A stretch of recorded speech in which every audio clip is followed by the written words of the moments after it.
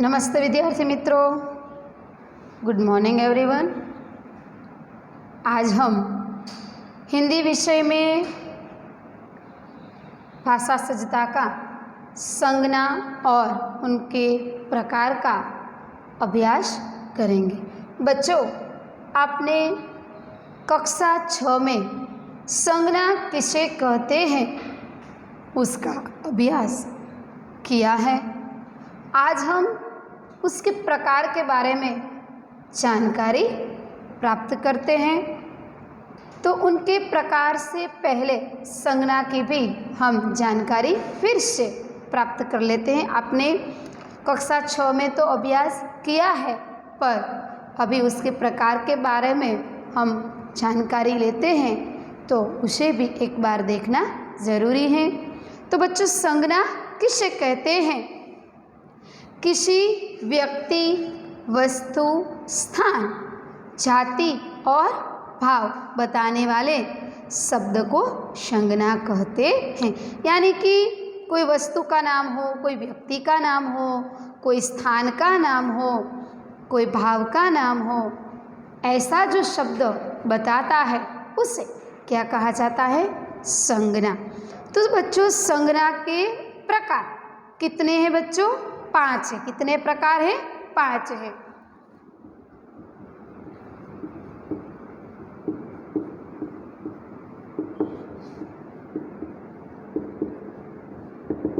कितने प्रकार हैं? 5।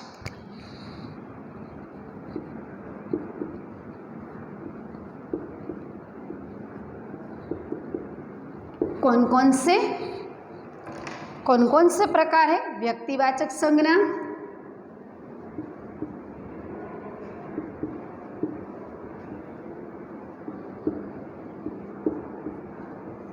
दूसरा है जातिवाचक संज्ञा,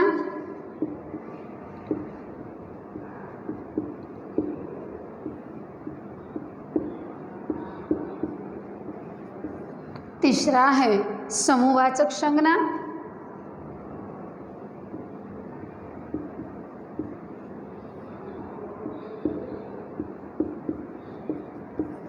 चौथा है द्रव्यवाचक संज्ञा,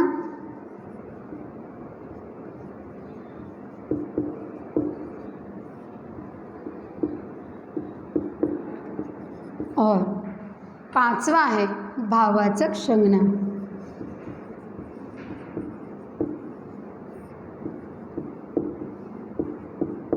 कितने प्रकार है बच्चों? 5। कौन कौन से? व्यक्तिवाचक संज्ञा, जातिवाचक संज्ञा, समूहवाचक संज्ञा, द्रव्यवाचक संज्ञा और भाववाचक संज्ञा। 5 प्रकार के अलग अलग नियम हैं कि व्यक्तिवाचक किसे कहते हैं, जातिवाचक संज्ञा किसे कहते हैं, समूहवाचक संज्ञा किसे कहते हैं, द्रव्यवाचक संज्ञा किसे कहते हैं, भाववाचक संज्ञा किसे कहते हैं।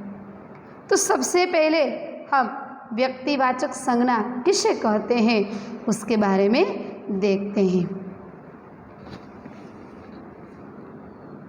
किसे कहते हैं बच्चों? कि किसी खास व्यक्ति, प्राणी या स्थान को, व्यक्ति, प्राणी, किसी खास व्यक्ति, प्राणी या स्थान को, प्राणी या स्थान को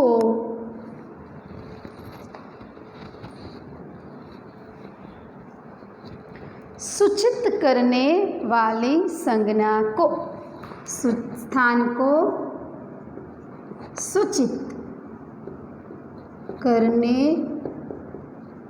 वाले किसे कहते हैं बच्चों? किसी खास व्यक्ति, प्राणी या स्थान को सूचित करने वाली संज्ञा को व्यक्तिवाचक संज्ञा कहा जाता है।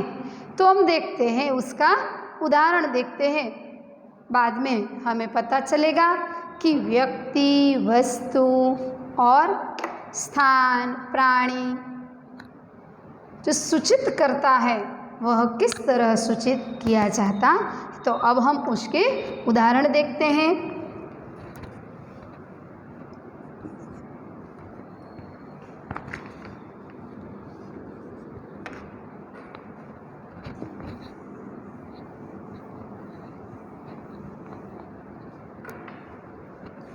नंबर 1, पोरबंदर में एक महापुरुष पैदा हुआ था। दूसरा देखते हैं, अमरीश सुहानी और श्रेय बाजार गए।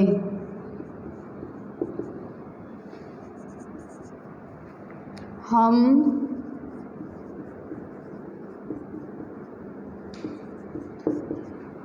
छुट्टियों में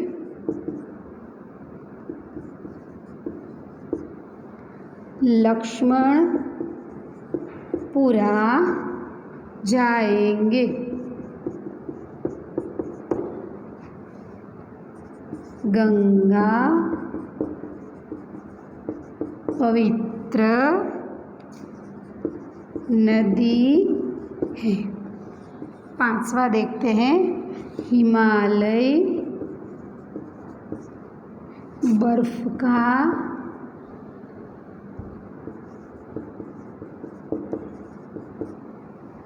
पहाड़ है।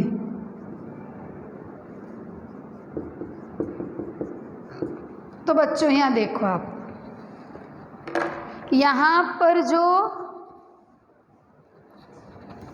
वाक्य दिए गए हैं उसमें से हमें देखना है कि व्यक्ति, प्राणी या स्थान को कौन सा शब्द जो है वह सूचित करता है, यानी कि व्यक्तिवाचक संज्ञा है वह कौन सा शब्द के द्वारा यहाँ पर यह व्यक्तिवाचक संज्ञा है ऐसा सूचित होता है। तो यहाँ पर हम देखते हैं व्यक्ति, प्राणी या स्थान, हमारे इस संज्ञा में हमें कौन सी बात याद रखनी है, व्यक्ति, प्राणी और स्थान। क्या देखना है, कोई खास व्यक्ति, प्राणी या स्थान को।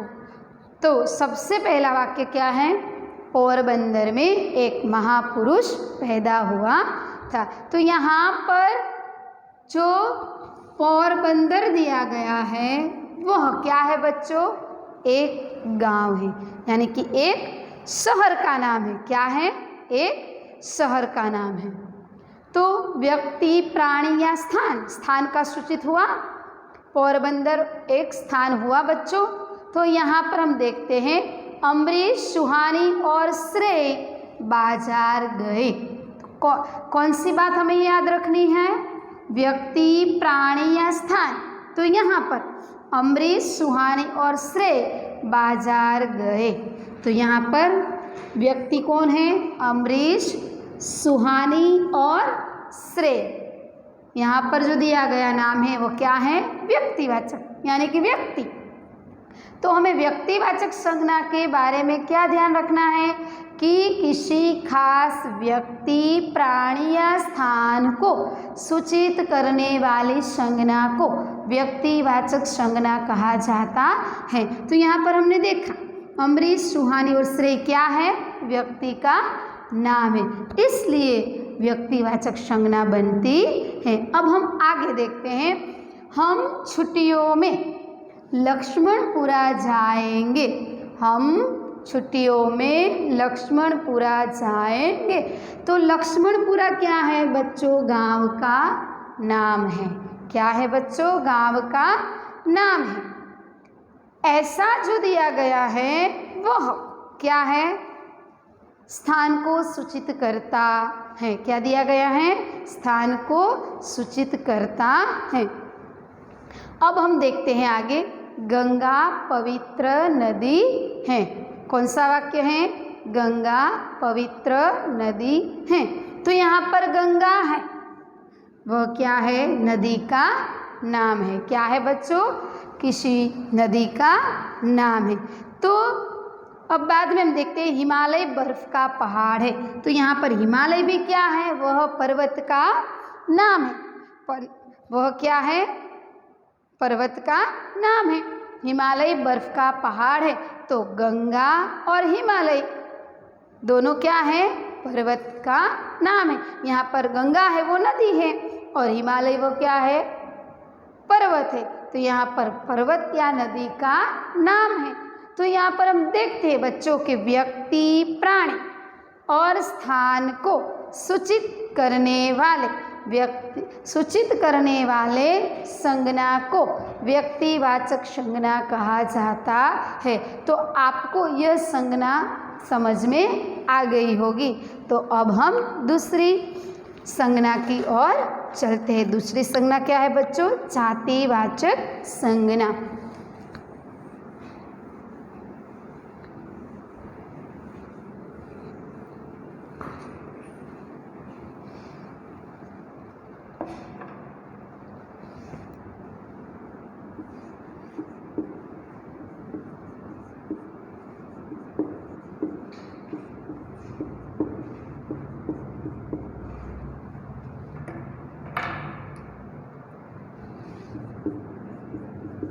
तो बच्चों जातिवाचक संज्ञा किसे कहते हैं? जो संज्ञा संपूर्ण जाति का बोध कराती है उसे क्या कहा जाता है? जातिवाचक संज्ञा। जो शब्द क्या करता है? पूरी संपूर्ण जाति का बोध करता है। जो शब्द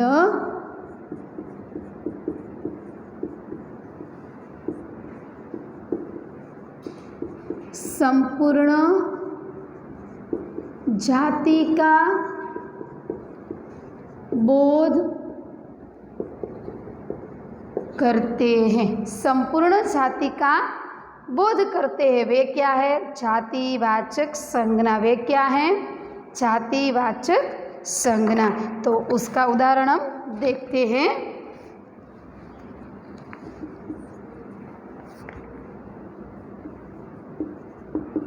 लड़कियां मैदान में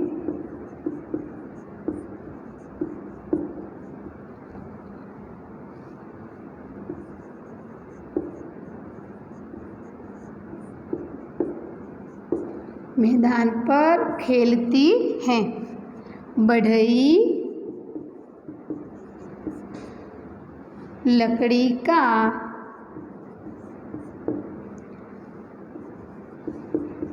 सामान बनाता है। बच्चे देश की अमूल्य संपत्ति है।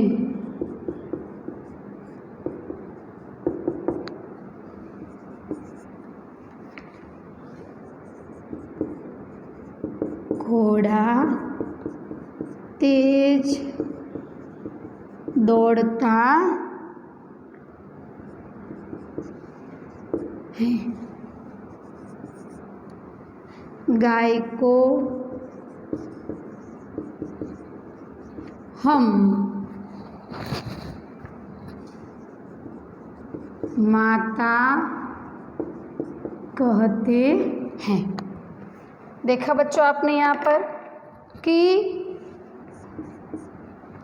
लड़कियां मैदान पर खेलती हैं, बढ़ई लकड़ी का सामान बनाता है, बच्चे देश की अमूल्य संपत्ति हैं, घोड़ा तेज दौड़ता है, गाय को हम माता कहते हैं। तो इस वाक्य में हमने देखा कि संपूर्ण जाति का बोध तो अब हम देखते हैं कि कौन से शब्द के माध्यम से संपूर्ण जाति का बोध होता है। क्या प्रकार है संज्ञा का? जातिवाचक संज्ञा। क्या है बच्चों? जातिवाचक संज्ञा। तो हम जातिवाचक संज्ञा में ऐसा कौन सा शब्द यानी कि संपूर्ण जाति का बोध कौन से शब्द के माध्यम से होता है, यह हम देखते हैं। तो यहाँ पर देखते हैं कि कौन सा शब्द जाति का बोध करता है। लड़कियां मैदान पर खेलती हैं। तो यहाँ पर जो लड़कियां है वह पूरी जाति यानी कि पूर्ण। यहाँ पर लड़की छोटी हो तो भी हम लड़की कहते हैं, बड़ी हो तो भी हम लड़की कहते हैं। छोटी हो, बड़ी हो, चाडी हो, मोटी हो, ऐसे कोई भी यानी कि लड़की ही उसे कहा जाता है। छोटी बड़ी ऐसा कोई इसमें नहीं आता। इसलिए तो लड़की की जात पूरी कैसे हुई? एक। संपूर्ण जाति एक ही होती है। इसे क्या कहा जाता है? जातिवाचक। अब हम देखते हैं बढ़ई लकड़ी का सामान बनाता है। तो जो लकड़ी का सामान बनाता है वो बढ़ई, यानी कि इसमें हम ऐसा नहीं कहते हैं कि काले रंग वाला है वह बढ़ई है, वही सामान बनाता है। पूरी जाति का जो बढ़ई है वह यानी कि बढ़ई जो है वह क्या है? संपूर्ण जाति का उल्लेख, संपूर्ण जाति का वह बोध कराता है। बच्चे देश की अमूल्य संपत्ति है। तो बच्चा है वह जात हुई। कैसे जात हुई बच्चे की? कि बच्चा छोटा हो, काला हो, गोरा हो, मोटा हो, छोटा हो, इसका रूप रंग दिखावा ये सब हम नहीं देखते, पर बच्चा यानी कि छोटा बड़ा सभी को हम क्या कहे? छोटा यानी कि लड़की हो लड़का हो उसे बच्चे। जो छोटा है उससे हमें क्या कहते हैं? सभी छोटे बच्चे को बच्चा ही कहा जाता है। इसलिए बच्चा जो शब्द है यानी कि इस वाक्य में बच्चा जो दिया गया है वो क्या है? पूरी संपूर्ण जाति का वह बोध कराता है। घोड़ा तेज दौड़ता है। घोड़ा तेज दौड़ता, तो यहाँ पर घोड़े की जात यानी कि घोड़ा काला है, गोरा है, ऐसा हम नहीं देखते हैं। पर घोड़ा यानी कि जो घोड़े के रूप रंग को हम कभी देखते नहीं, यानी कि घोड़ा यानी कि घोड़ा वो संपूर्ण जाति, छोटा हो बड़ा हो ऐसे जैसे छोटा हो बड़ा हो ऐसे कोई भी घोड़े को हम क्या कहेंगे? घोड़ा कहते हैं। इसलिए इस शब्द के माध्यम से क्या होता है बच्चों? संपूर्ण जाति का बोध होता है। क्या होता है बच्चों? संपूर्ण जाति का बोध होता है, उसे जातिवाचक संज्ञा कहा जाता है। यहाँ देखते हैं गाय को हम माता कहते हैं। तो गाय है बच्चों वह क्या है? वह जाति है। वह क्या है? गाय जाति है। हाँ, इसमें ऐसा लिखा है गाय का नाम गौरी है, ऐसा हमें लिखा है। तो गाय वो क्या है? जातिवाचक संज्ञा हुई और गौरी क्या हुई? व्यक्तिवाचक। क्यों? गाय जाति है पर उसका नाम क्या दिया गया है?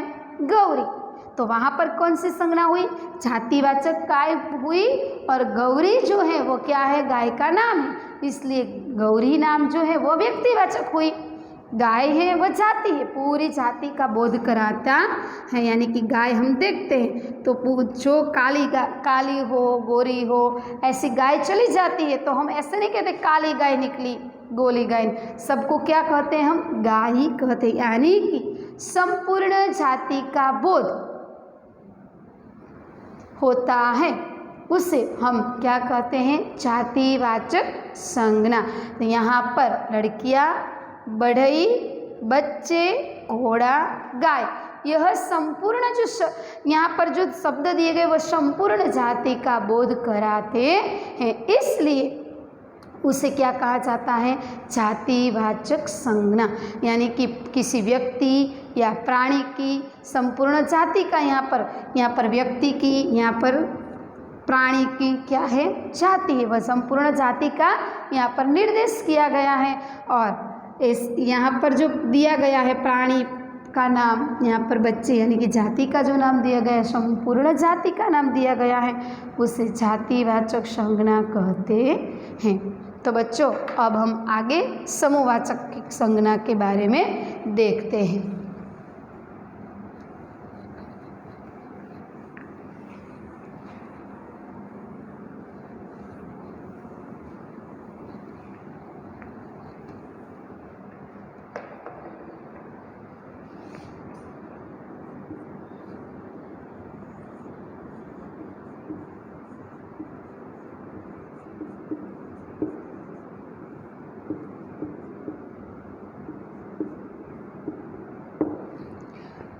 समूहवाचक संज्ञा किसे कहा जाता है? जो शब्द समूह का बोध कराता है उसे समूहवाचक संज्ञा कहा जाता है। यानी कि समूह यानी कि एक से अधिक ज़्यादा समूह को यानी कि ज़्यादा वस्तु, ज़्यादा झुंड, ज़्यादा एक से अधिक वस्तु व्यक्ति का जिसमें समावेश किया गया उसे क्या कहा जाता है? समूह कहा जाता है। क्या कहा जाता है? समूह कहा जाता है। यानी कि जो शब्द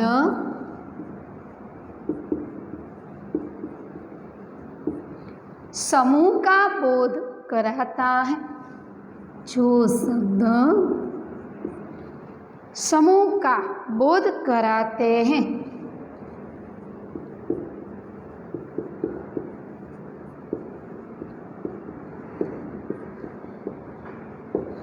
समूह के बोध कराते हैं, जो शब्द समूह का बोध कराते हैं उसे क्या कहा जाता है? समूहवाचक संज्ञा। क्या कहा जाता है? समूहवाचक संज्ञा। अब हम इसके उदाहरण के बारे में देखते हैं।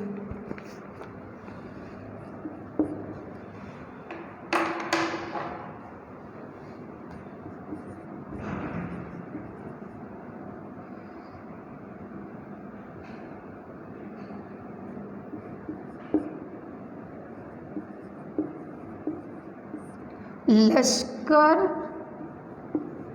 कूच कर रहा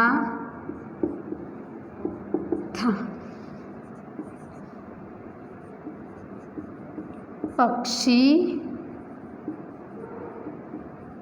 झुंड में रहना पसंद करते हैं।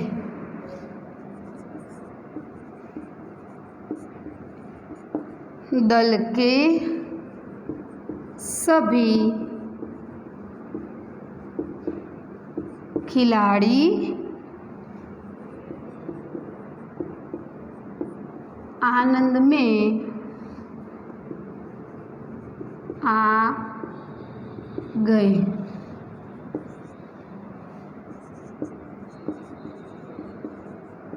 स्टेशन पर बड़ी भीड़ थी, लोग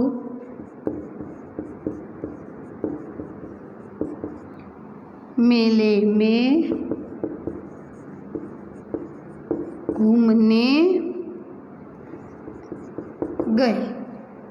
तो देखा बच्चों, यहाँ पर आप वाक्य को पढ़ेंगे तभी तुरंत आपको पता चल जाएगा कि जो शब्द समूह का बोध कराता हो, समूह यानी कि एक से ज़्यादा। तो यहाँ पर हम देख सकते हैं लश्कर कुछ कर रहा है, तो लश्कर में ज़्यादा सिपाही होते, सैनिक होते, तो हम उसे क्या कहते हैं? लश्कर कहते हैं ना बच्चों। तो लश्कर कुछ कर रहा है। यहाँ पर हम देखते पक्षी झुंड में रहना पसंद करते, एक से ज़्यादा पक्षी को आप देखते हैं आकाश में जब पक्षी उड़ता है तो कितना सारा पक्षी का झुंड जाता दिखाई देता है। तो यहाँ पर समूह का बोध हुआ बच्चों। दल के सभी खिलाड़ी आनंद में आ गए। दल के सभी यानी कि दल शब्द जो है वो क्या सूचित करता है? समूह का सूचित, समूह शब्द का सूचित करता है। स्टेशन पर बड़ी भीड़ थी, स्टेशन पर बड़ी भीड़ थी। भीड़ यानी कि एक से ज़्यादा लोग, कहीं कितने सारे लोग स्टेशन पर दिखाई देते हैं। तो भीड़ शब्द जो है वो क्या सूचित करता है? समूह को सूचित, यानी कि समूह का बोध करता है। लोग मेले में घूमने गए। मेले में, मेला क्या है? तो वहाँ पर एक व्यक्ति नहीं हो सकता, दो व्यक्ति नहीं हो सकते, मेले में कई समूह होता है। तो यह जो शब्द दिया गया है वह किसका बोध करता है? समूह का, यानी कि जो शब्द समूह का बोध करते हैं उसे क्या कहा जाता है बच्चों? समूहवाचक संज्ञा कहा जाता है। तो आज बच्चों हमने 3 संज्ञा की जानकारी ली, व्यक्तिवाचक संज्ञा, जातिवाचक संज्ञा और समूहवाचक संज्ञा। अभी 2 संज्ञा बाकी है, उसका अभ्यास हम कल करेंगे।